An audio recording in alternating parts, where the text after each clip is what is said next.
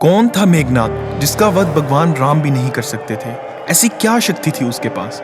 युद्ध के मैदान में सबका पसीना छुड़ाने वाला महान योद्धा मेघनाद लंकापति रावण का सबसे बड़ा पुत्र था और रावण का सबसे प्रिय पुत्र भी था। जाने क्यों रावण बेटे मेघनाद को अपनी तरह सबसे महान विद्वान, ज्योतिष, गुणवान, महान योद्धा और सबसे बड़ा ज्ञानी बनाना चाहता था। पर उससे पहले अगर आप हमारे चैनल पर नए हैं तो चैनल को सब्सक्राइब जरूर कर दें। हिंदू धर्म में सबसे ज्यादा प्रसिद्ध और पवित्र गाथा रामायण है। रामायण में इतने प्रकार के चरित्रों को दर्शाया गया है जिन्हें समझना आज भी बेहद मुश्किल है। आज हम रामायण के एक ऐसे ही अद्भुत चरित्र के बारे में बताने जा रहे हैं जिसका नाम आप कई हजारों सालों से सुनते आ रहे हैं। वो नाम है मेघनाद, जिसे इंद्रजीत के नाम से भी जाना जाता है। इसलिए आज हम इंद्रजीत के जीवन से जुड़ी कुछ खास बातों को जानेंगे। जाने कौन था मेघनाद। युद्ध के मैदान में सबका पसीना छुड़ाने वाला महान योद्धा मेघनाद लंकापति रावण का सबसे बड़ा पुत्र और रावण की पहली पत्नी मंदोदरी ने मेघनाद को जन्म दिया था। उन्होंने अपने पुत्र का नाम मेघनाद क्यों रखा, इसके पीछे भी एक कहानी है। शास्त्रों के अनुसार जब मेघनाद का जन्म हुआ तब उसके रोने की आवाज एक साधारण बालक की तरह नहीं बल्कि बादल के गड़गड़ाहट की तरह सुनाई पड़ती थी, जिसकी वजह से उस बालक का नाम मेघनाद रखा गया। क्यों रावण के प्रिय पुत्र थे मेघनाद? हिंदू शास्त्रों और ज्योतिष के अनुसार मेघनाद रावण का सबसे बड़ा पुत्र और लंका युवराज भी था, इसलिए रावण मेघनाद को सबसे ज्यादा प्यार करते थे। कहते हैं कि जितना बड़ा महान विद्वान ज्योतिष रावण था, उससे भी कहीं ज्यादा गुणवान महान योद्धा और सबसे बड़ा ज्ञानी वह अपने बेटे मेघनाद को बनाना चाहता था।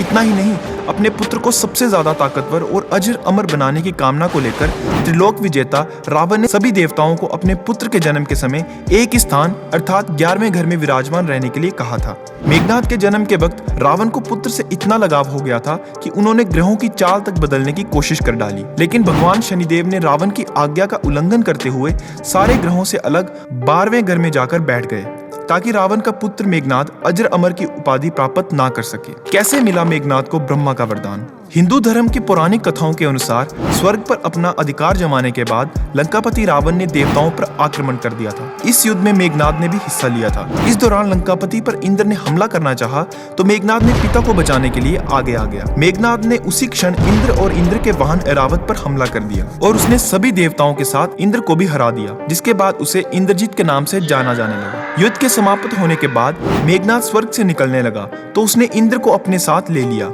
और अपने रथ पर बैठाकर लंका ले आया। लेकिन जब ब्रह्मा जी ने मेघनाद से निवेदन किया कि वे इंद्र को मुक्त कर दें, तब मेघनाद ने इस बात को मानने से इनकार कर दिया। इसके बाद ब्रह्मा जी ने इंद्र को छोड़ देने के लिए उसके बदले में एक वरदान देने का वचन दिया। मेघनाद ने इसका फायदा उठाते हुए उनसे अमरता का वरदान प्राप्त करने के लिए कहा। उस दौरान ब्रह्मा ने मेघनाद को बोला कि अमर होना इस प्रकृति में किसी भी जीव के लिए संभव नहीं है, क्योंकि यह प्रकृति के खिलाफ है। तुम कोई और वरदान मांग लो। मगर मेघनाद अपनी बात पर अड़ा रहा। इसके बाद ब्रह्मा ने कहा कि अगर वो मूल देवी निकुंबला देवी का यज्ञ करेगा और वह यज्ञ जब संपूर्ण हो जाएगा तब उसे एक ऐसा रथ प्राप्त होगा जिस पर बैठकर वह किसी भी शत्रु के सामने युद्ध में पराजित नहीं हो पाएगा और ना ही उसकी मृत्यु होगी। इसी के साथ ब्रह्मा जी ने इंद्र को यह भी बताया कि सिर्फ धरती पर एक ऐसा योद्धा होगा जो मेघनाद का अंत नहीं कर पाएगा, जो 12 सालों से सोया ना हो। इस वरदान के चलते लक्ष्मण ही एक ऐसे व्यक्ति थे जो मेघनाद को मौत के घाट उतार सकते थे, क्योंकि वनवास के दौरान वे 14 वर्षों तक नहीं सोए थे। इसी कारण राम रावण युद्ध के दौरान